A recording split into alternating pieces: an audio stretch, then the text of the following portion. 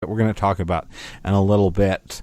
But I think when we do talk about this kind of thing, and protecting our kids from this abuse and this waste, I think it's always important to get to heart motivation first, not just give rules. Giving rules is good and wise, but I think it's possible that you can have deeper spiritual conversations. So I know that even in you working with youth ministry, I was talking to somebody, a teenager that was really stuck in playing video games every day, and they're explaining to me how they honestly don't want to be playing video games every day, and they're tired from it, but they feel like they have to, because they feel like they have to keep up, and they don't want to lose the reputation that they've earned. And I think that's a hard issue. The issue really isn't actually the video game there.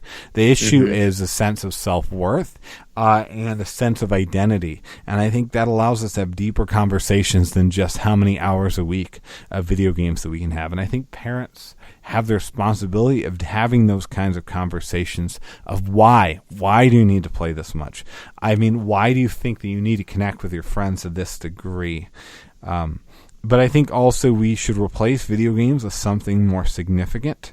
I mean, I've known of cases where video games have been turned away without any kind of positive other suggestion, and so expected that, the kids, you're going to twiddle your thumb some so that you're not playing video games this many hours a week.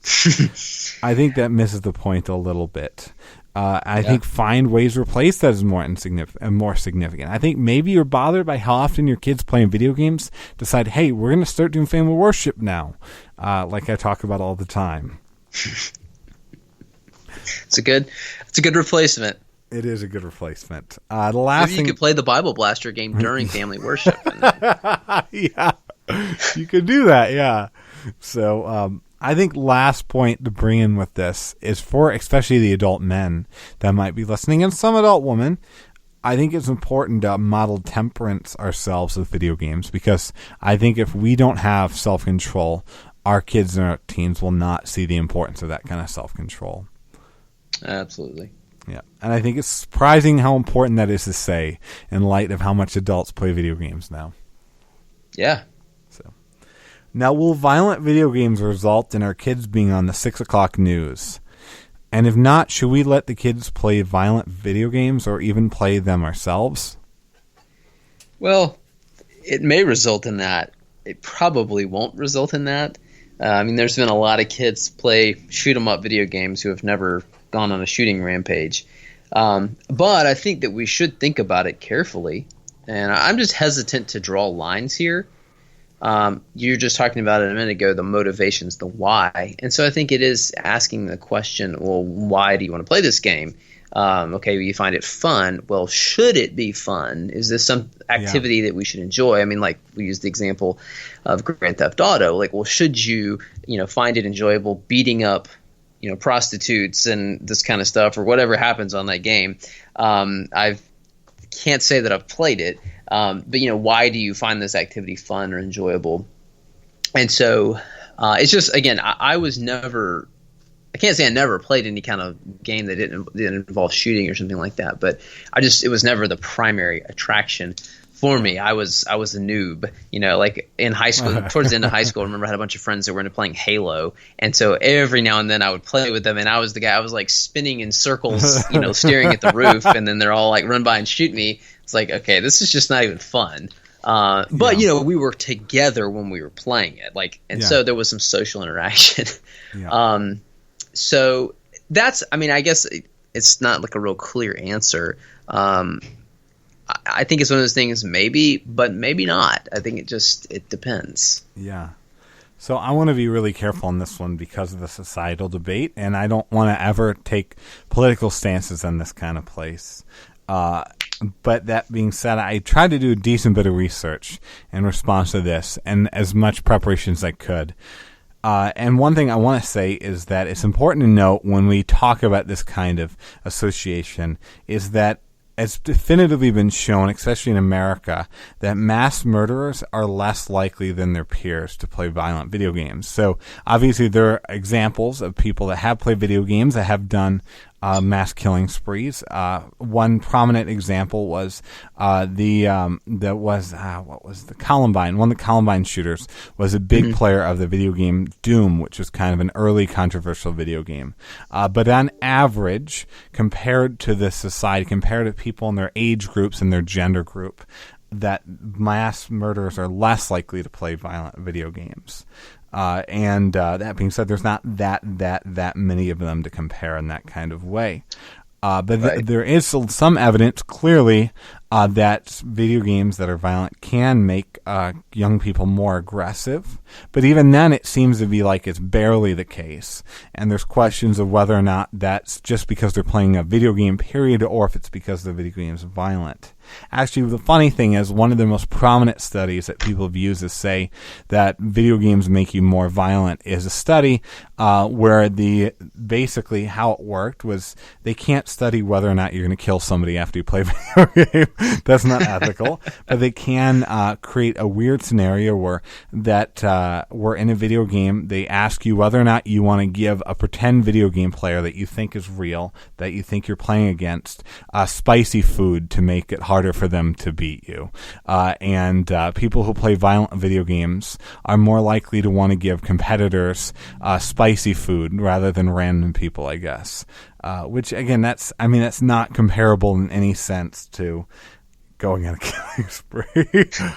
Yeah, it's kind of hard to simulate that. No, it is. And I think it's important to note that ultimately shooting code, because even in the shoot 'em up video games and the violent video games, shooting code is hardly different than shooting paper targets. Especially, we're not really bothered by when people get paper targets that look like humans even, and shoot at them at a shooting range. But we're more bothered by when somebody does the same thing with computer code, because that's what you're shooting at, really. And you're actually not even shooting, you're putting code against code, I guess. But that being said, this all being said, I think these are still rated mature for a reason. And I don't think it's wise to ignore that kind of thing. I think experts have shown that it's not wise for a kid to play video games that are rated mature, that are extremely violent. It's not healthy, I don't think. But again, I'm not going to make a strong and fast rule.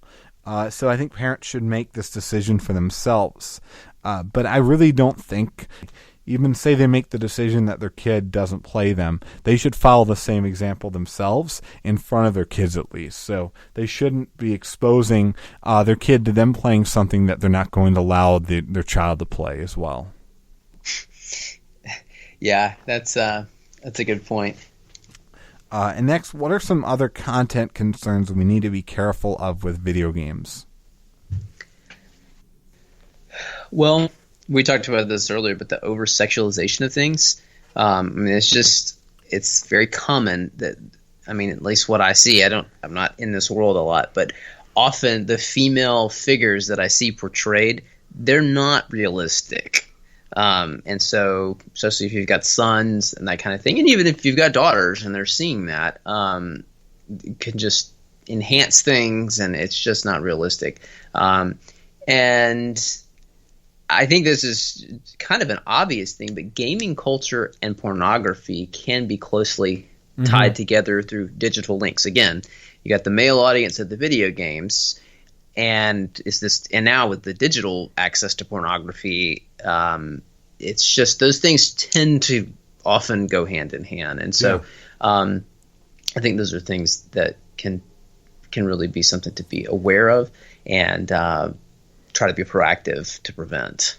Yeah, that's right. I actually, it's interesting you brought up that kind of nudity and that kind of pornography aspect of it, because one video game I think that's a great example of another type of ethical problem that we could be concerned about there's an old video game called Duke Nukem.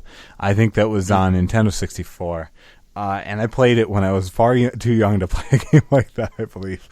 It was famous Duke Nukem was famous for having overt nudity in the video games. And I think even newer ones that are more realistic looking, I think are said to have pornography in those video games as well. But I think also it can glorify things like drug and alcoholism sometimes, or prostitution, and certain popular video games that are known for that kind of thing. And I think we have to be careful to that kind of thing. But another concern ethically I think we should also note is that there's some evidence that, especially with the online culture of video games, it potentially gives access to abusers and to people that really don't need to have an influence in the lives of our minors. That's right. Yeah, I mean, there are some, I'm not saying all gamers are creeps, but there are some just people out there who are looking for that kind of access. And I think too, just this gets to the bigger issue of just the whole digital world. And I mean, other people have made this observation, but it kind of stunts our ability to have real relationships, and it kind of shrinks our soul. Yes. And just our capacity to think about weightier things. I know Tony Reinke and others have listened to his audiobook on the 12 ways your smartphone is changing you, or something like that. The title's really good. But yeah, there are bigger issues about just how we live life that we need to be aware of, that an oversaturation into video game reality can affect us if we're not careful. Yeah. So that's good. What additional pressures, though? I brought up the social games. What additional pressures do those kind of games like Fortnite sometimes induce? Well, I think you're talking about the social stuff. Is to get better. I don't want to be a noob, and just to use an excessive amount of time so that I can fit in this world. And then sometimes I think, to blend in, you're playing these online games, and the content of the conversation, you may feel this pressure to blend in with them. But really, I think you'd be better suited to. I want to hear what you have to say on this, because I just know that Fortnite is like crack, and that lots and lots and lots of people are playing it. But those kinds of, I just don't know as much. I hear people talking about it. Yep. But I mean, what is your insight in this? Because you're working more with teenagers, and then, I mean, have you played it yourself? I've never played Fortnite. I played a little Fortnite, and I think it's a terrible game, but I don't think it's ethically terrible. I think it's just stupid. Anyway, buckle up for this part, because this is both for listeners and probably for Ben. This is going to bring you into a whole different world, but a world that a lot of teenagers are in. So there's something called skins in Fortnite, and skins is the look of your character. And okay, I was thinking like David and Saul or something. Nope, it's like skins is like what costume and even like what physical appearance your character has. It's a skin. And you have to buy the skins in Fortnite. They cost money. That's how they make all their money. Actually, it's a free-to-play game, but they make tons of money through skins as well as through dances, victory dances. I'm not kidding. This is real. And some of the studies on bullying today have shown that one of the most common sources of being bullied among children and teenagers today is for having base or cheap skins, or cheap to afford skins in Fortnite. Because there's kind of a base skin, and you're just kind of like a white t-shirt and I think jeans. And that outfit, if you have that, if that's all you can get, you're widely mocked and seen as poor and seen as low class. If that's how you play Fortnite, I'm not kidding. It's a thing. Or even if you use the cheap ones, you're widely mocked. And kind of a way to achieve status is to spend the money on the coolest new skins and the coolest dance moves for after you win your Fortnite game. Again, this is weird. So it kind of creates this social hierarchy, and it's very real. I mean, I've seen teenagers play it, and it's incredibly obvious how important that can be. And, I think in ways this is not substantially different than envy issues related to clothes or cars would have been in my generation.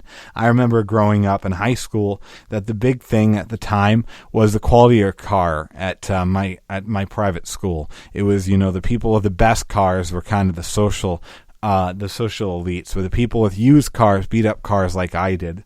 Which I love my car, by the way, in high school, but we're seen as kind of lower class and less important, and it impacted bullying. But this kind of is the new version of that in some bizarre way. But bullying is a reality on these forums. Kids get bullied. In fact, there are cases over and over where young people take their lives because they've been bullied so much on games like Fortnite or games like Apex Legends. Like social media, this makes social pressures constant. I think we must understand that. Like, I remember growing up in a time where kids would get bullied, and then you could go home and you could be away from it. But just like with social media, it